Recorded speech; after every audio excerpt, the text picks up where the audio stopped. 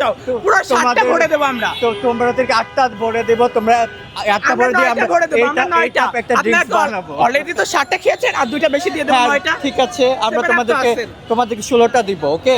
আচ্ছা আমরা 32টা দেব।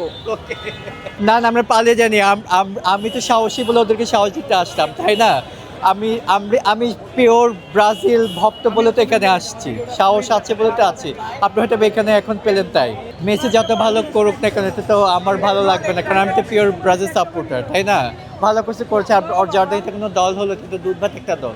উদ্ধার বলছে ওনারা যখন দুধ র‍্যাঙ্কিং এ 83 যখন নাম্বার প্লেয়ারের সাথে খেলে তখন কিছু হয় না, আর আমরা দুধ আচ্ছা, এটা আমার অপিনিয়ন, তাই না? আমাকে জিজ্ঞেস করছে, আমি উত্তর দিচ্ছি। না, ওপিনিয়ন আপনার থাকতে পারে কিন্তু আমি তো উত্তর দিতে পারি। আপনি এখান থেকে যাবেন না, ডিবেট যখন হচ্ছে আপনি আমার দলের কে বদনাম দিচ্ছেন, আমরা নাকি ছোট দল।